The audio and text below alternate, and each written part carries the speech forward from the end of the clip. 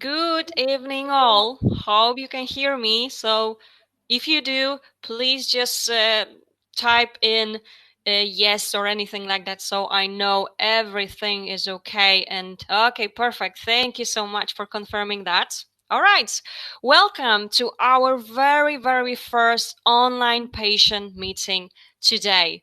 And as we all have found ourselves in these uncertain times, we've been locked down in our homes, and most of us are stressed for how it's going to work out. We are also worried about loved ones. And of course, that is why we are here and we will be gathering here every single day. I will explain everything in a second, but also I would like to mention that but also all IVF patients had to either cancel or postpone their treatments until further notice. So that means they are worried. I am sure you are all worried and cannot wait to actually start, right? So this is the reason. This is actually why we have decided to start our Stronger Together initiative. Okay, because even though you cannot start your treatment at this point, okay, we definitely want to make sure that you are able to find out more on your treatment options, meet top fertility experts in the field, and ask your own questions. So when it will be possible to actually go ahead with your treatment, you will be ready, you will be prepared as much as you possibly can. Okay, so every day from Monday till Friday, we will be holding 2 live events on various topics, IVF topics, of course. And the first one will start at 6 p.m. Today is just like a different time, okay? However, every single day it will be starting at 6 p.m. UK time, and another live event will be starting at 8 p.m. Okay? So stay tuned. We are here to support you. And so know that you are not on your own. There are so many patients in exactly the same situation. So now, our very first guest today is Dr. Laura Garcia from Clínica Tambre. Hi, Dr. Laura. Hello, Caroline, and hello, everybody. Hi. All right. Dr. Laura is located in Madrid, in Spain. And as you already know, she will answer all of your questions on COVID-19. So she will start with some information first, okay?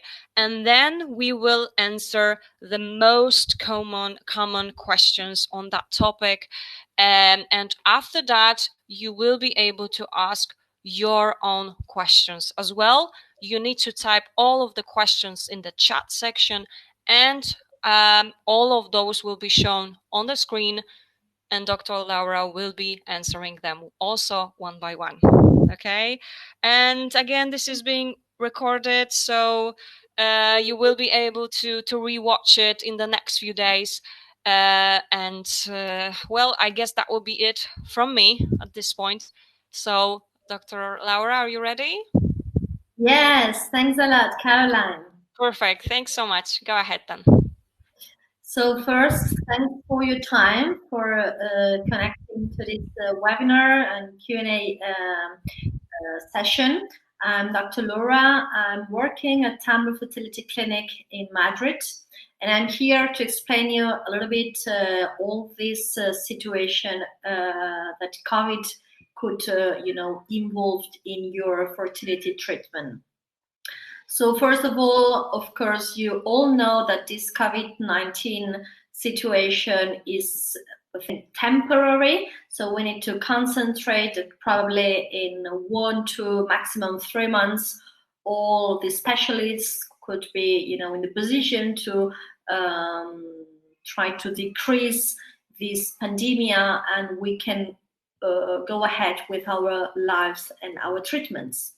So probably you all know that COVID-19 is no longer an infection that could be really important in a pregnancy woman. But as long as we know that whatever infection could be, more aggressive and more frequent in a pregnant woman, that's the reason why all societies recommend, because of general society recommendations, and also because of the pregnancy itself, to postpone treatments.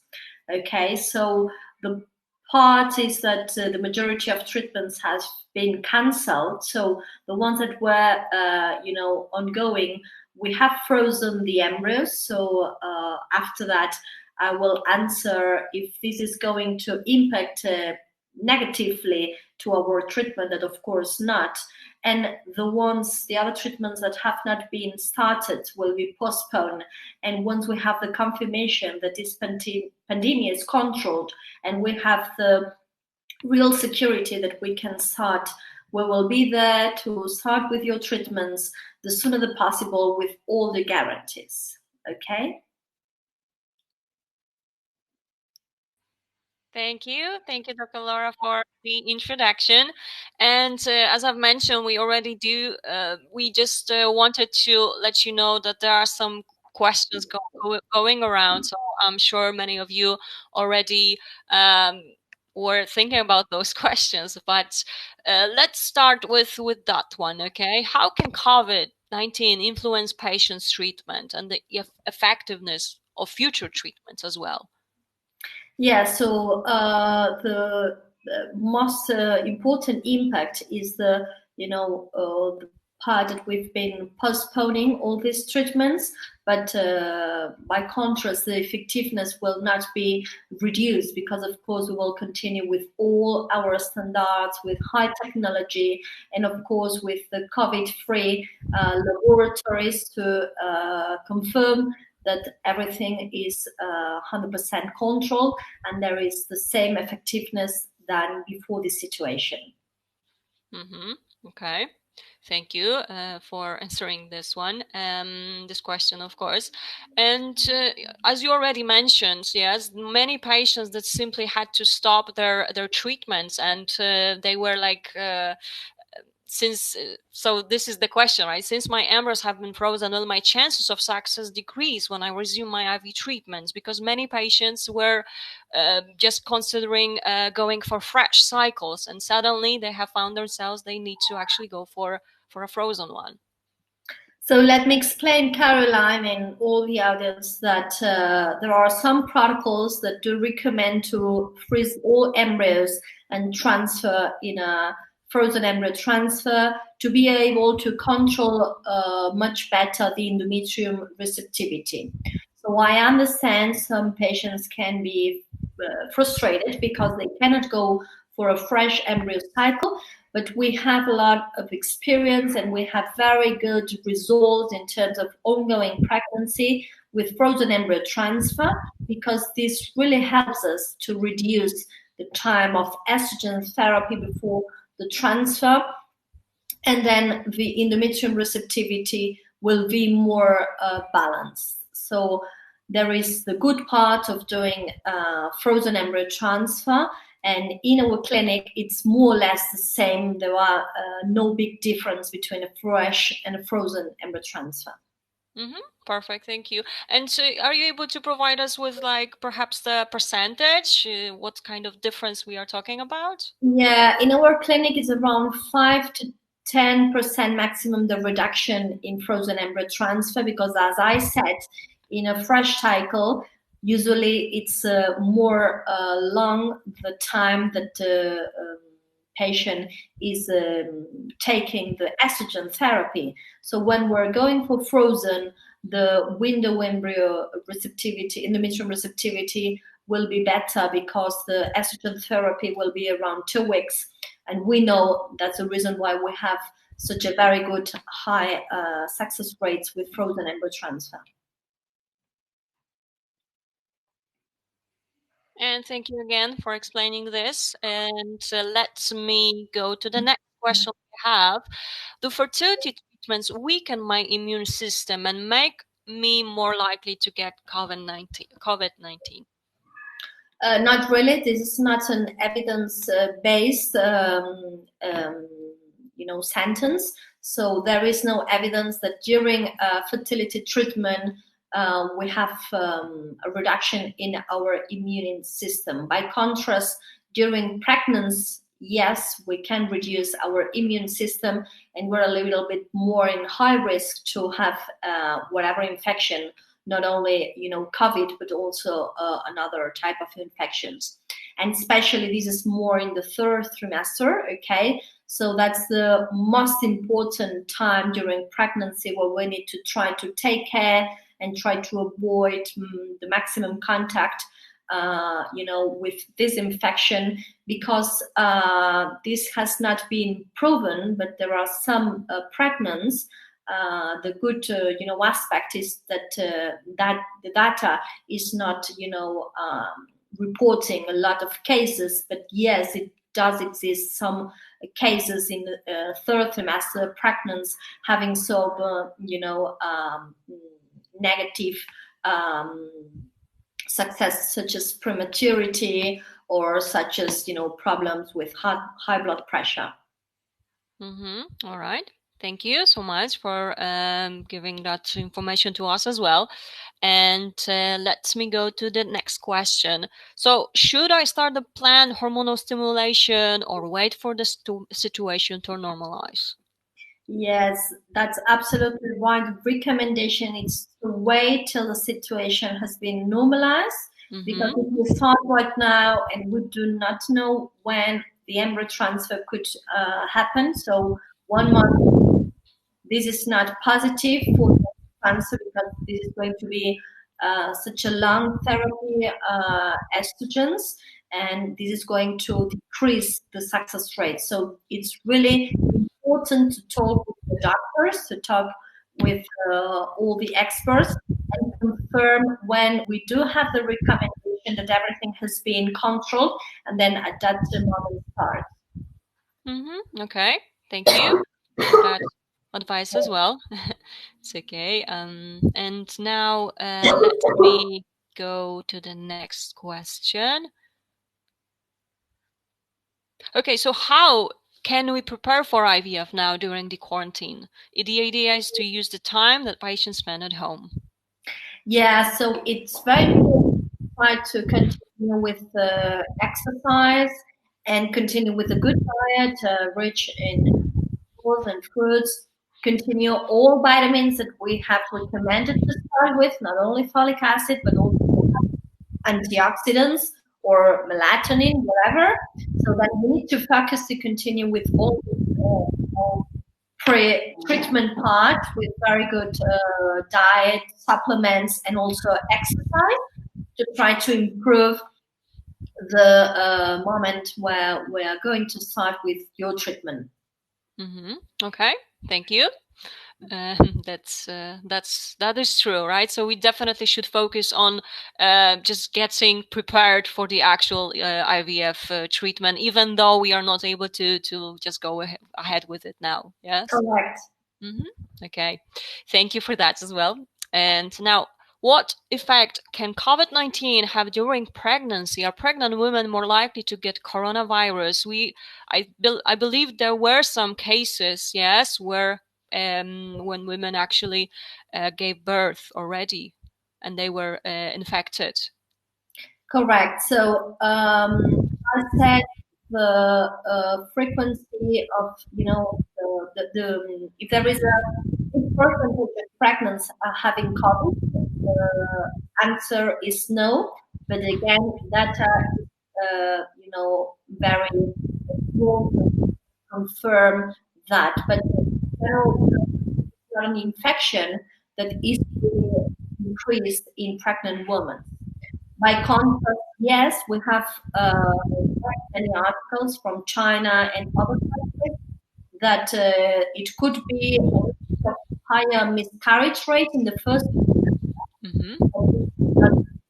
confirm such an article. And as I said before, in the first trimester there is a risk of premature rupture of the membrane. course, prematurity, we cannot really know if this is the cause or the consequence, because if there is a patient, a pregnant woman having starting, the respiratory syndrome of COVID, and because of that, we need to treat pregnancy. This is the reason of prematurity. But of course, there is a little bit of, higher percentage of prematurity and adverse events in the third trimester. So that's the reason why we need to focus in the third trimester and try to, avoid maximum contact and all the protocol for all, for everybody, but especially for pregnancy. Okay, thank you so much for explaining this definitely very important topic. Okay, and there's another one that we have. Can COVID-19 affect embryo implantation?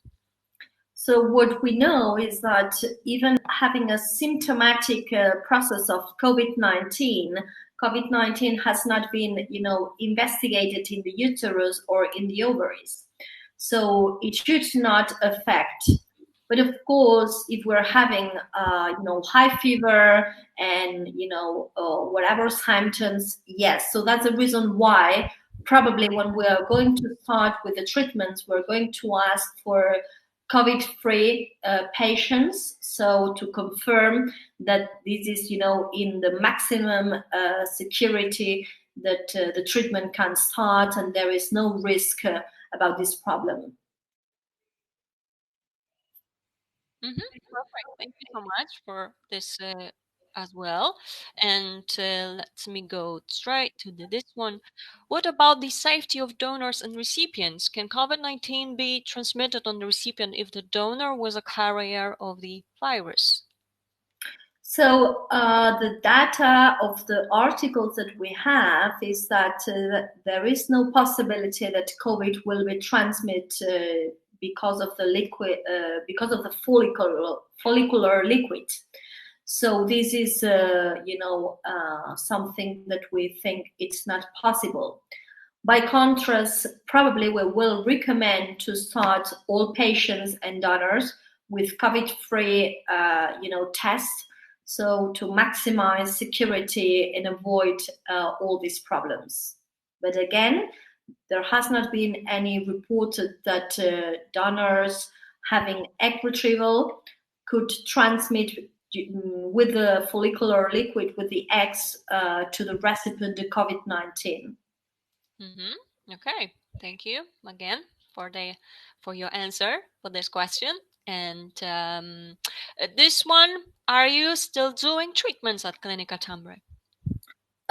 We do continue via phone, email, Skype with all our treatments, but we do continue our recommendations of our Spanish Society, European Society, American Society. So we have not started treatments. So everything has been frozen when the treatments were started before the COVID situation, and right now we're just continuing with the pre-treatment of all our patients to confirm the test and solve questions, organization, and all this. Okay, so it's like you can get an online consultation, you can get all kinds of information, but of course, the treatments just are not possible at this point. Yes. Correct. Yeah. Okay. And so here's a very similar question then. One, will I be able to continue? Where do you think it's going to be actually possible? I don't know, who knows? So, every 24 hours we have more news and we have more, information about all this. So we do have, scenario where something about May or June, we can start with treatments. So that's the reason why we are scheduling with our patients consultations in 4 weeks to talk about situation in our country and in their countries, and see if we can just start the treatment the sooner the possible. So I think probably, who knows, May or June, that would be an optimistic scenario. Of course, if this pandemic has not been controlled, perhaps more in summer. But we think we could start with the treatments May or June if everything has been controlled. Okay. Thank you again for this. So now we will move on to your questions. Some of them are quite similar. Okay, so let me go straight to them. So it's like, let's start with this one first, perhaps. Okay, sorry, just give me a minute. Let me put it here. So is it possible now to book appointment for autumn with Tambre in such case? Yes, of course. Our agendas are always open, so you can be, in communication with all our coordinators.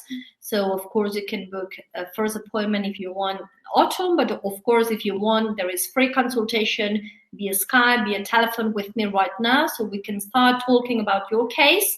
And then if you want to come for autumn, that would be absolutely fine.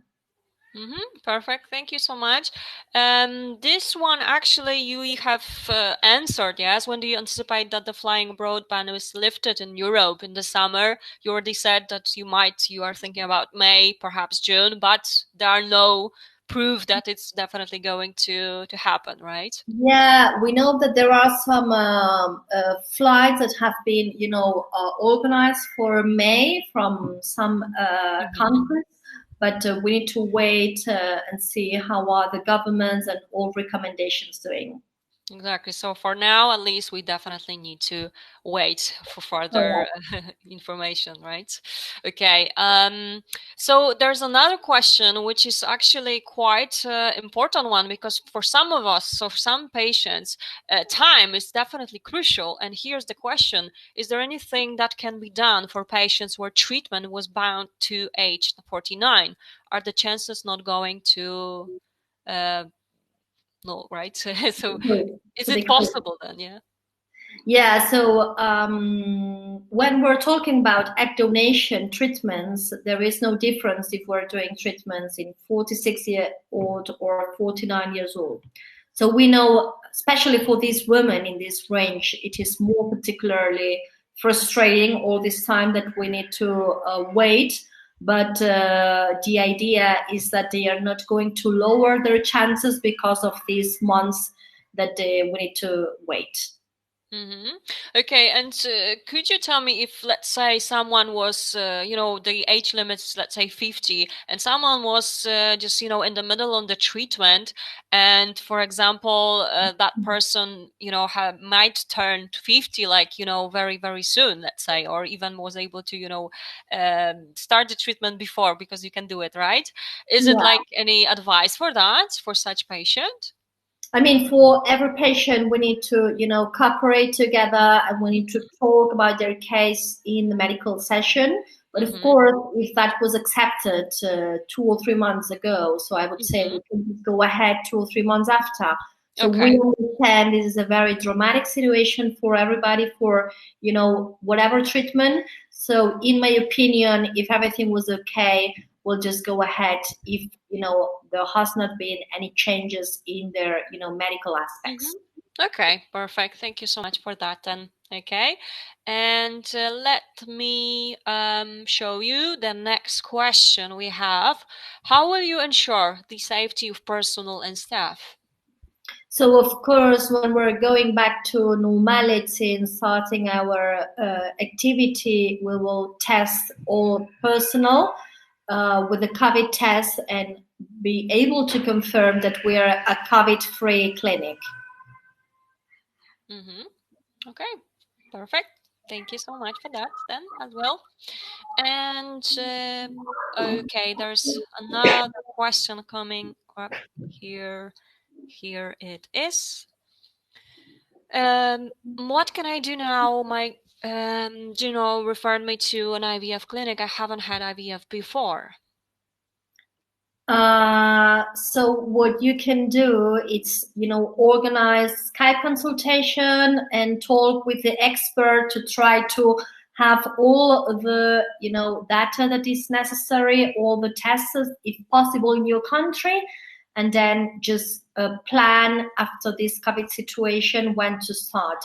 But during this time, you can just start talking and organizing all this. Okay, thank you as well. And there is another question, which is definitely interesting one. Will the clinic be providing a letter to do the test? In my country, you need to showing symptoms to be tested. Yes, of course. If our protocol will introduce the COVID test, of course, we will write a letter to all our patients to go to the laboratory to be tested for that. So we haven't decided yet because the societies have not reported what to do. But if, of course, the recommendation is to test COVID in the recipient before going ahead, then of course we will inform you and we will share a letter to your laboratory to do this test. Okay, sounds good then. Of course, thank you so much again for that one. And there's another question. Do you prefer to vitrify a blastocyst at blastocyst stage?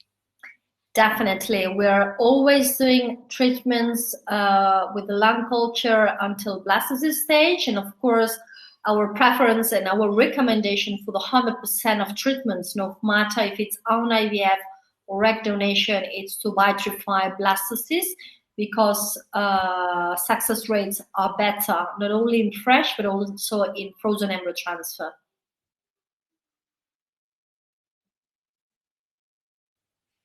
And thank you so much again for that explanation. And someone is typing. Well, no, we do have a question. Sorry, I did not see that one. Here it is, though.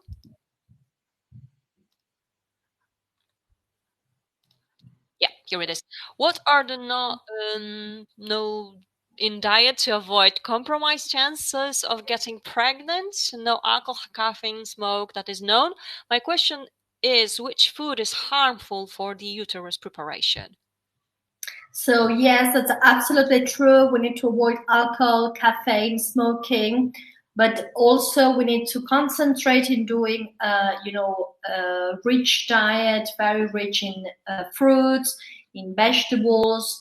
Avoid, a lot of meat, avoid a lot of proteins, and of course, just talk with your doctor if you need to do a gluten-free diet or some specific diet.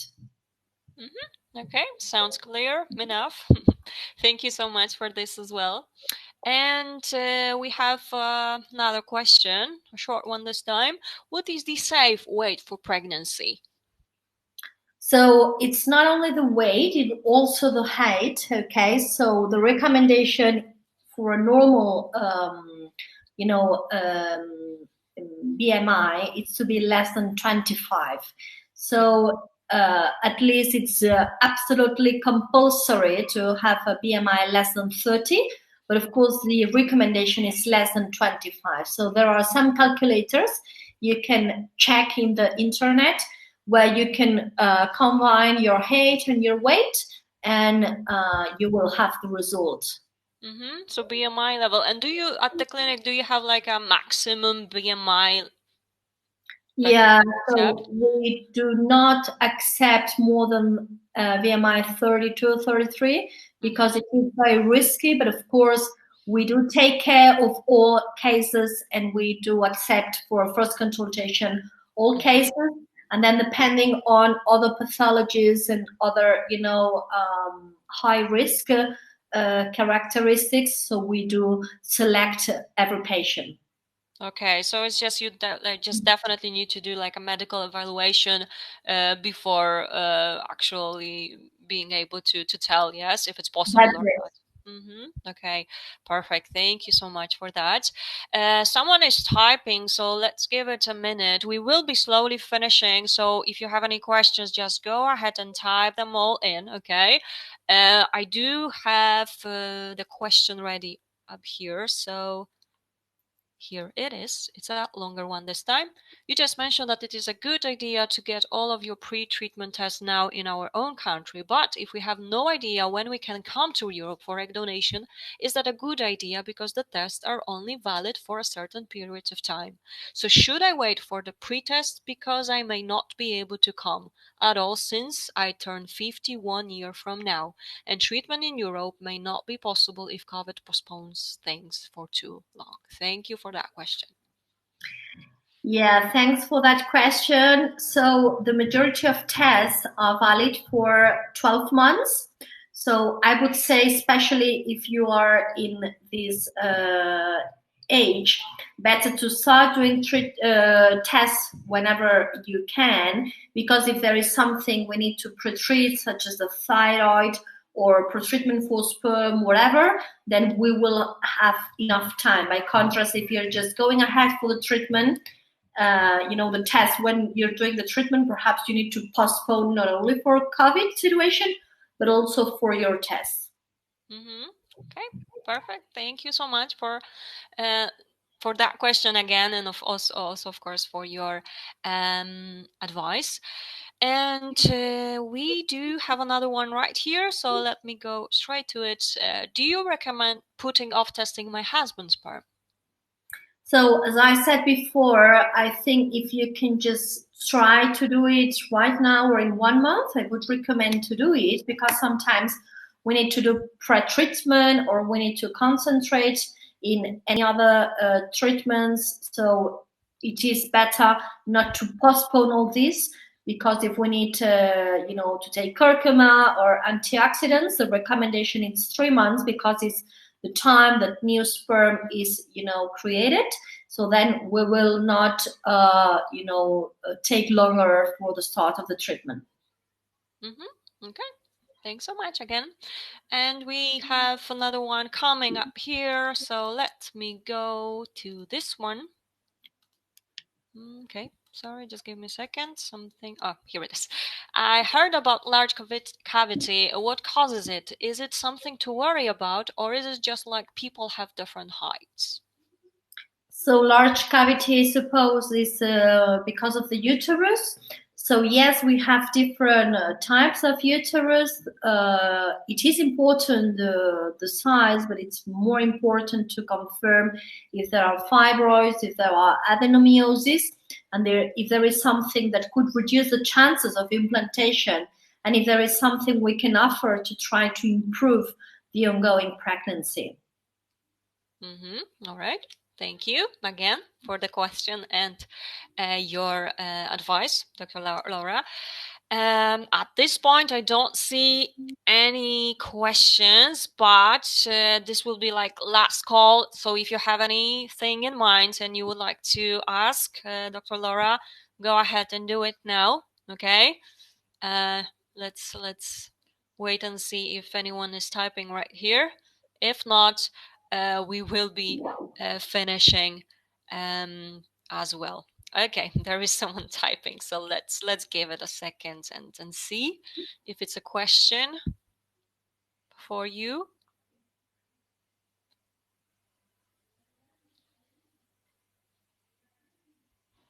Not sure yet, so we need to wait and give it a minute.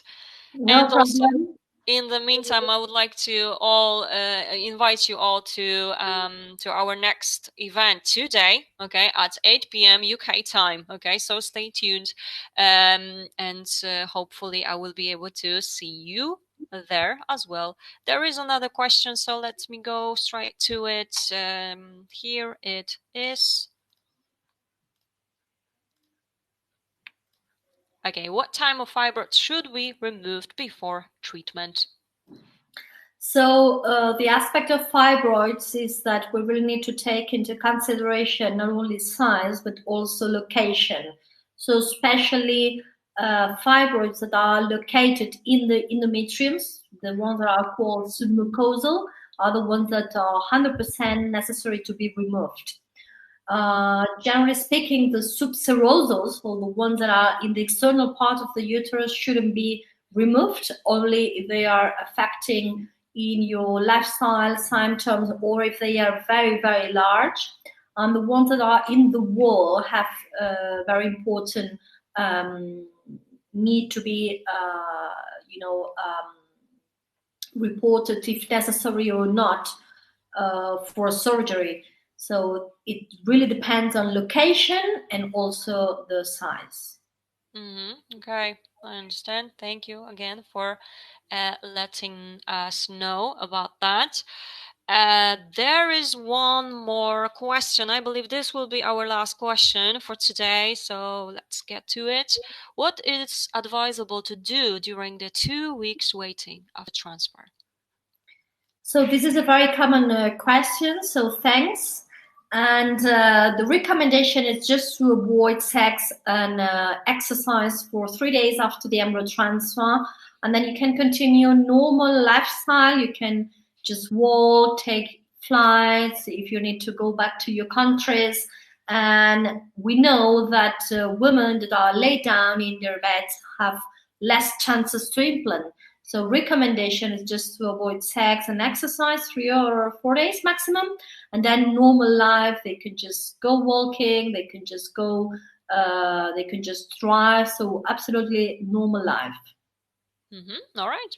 Thank you again for the question and your advice, Dr. Laura. I guess that we will be finishing. Okay, so if anyone will have any other questions, just this will be definitely your last chance. Okay, so go ahead. But remember that if you would like to get connected to with Clínica Tambre, you can also email us. We will be happy to forward your requests, your questions. I'm sure they will take care of you properly. There's one more very short question, so let me go straight to it. And this is definitely our last one. Okay, Dr. Laura? Yes, no problem. Perfect.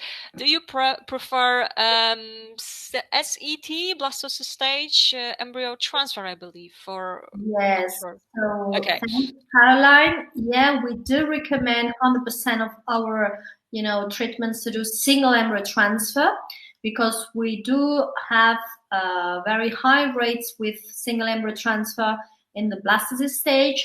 We do not recommend 2 blastocysts at the same time to be transferred, because many reasons. The first is because we want to avoid the twin and the multiple pregnancy, because this could be having more adverse events during your pregnancy, and what we are trying to achieve is the live birth healthy baby.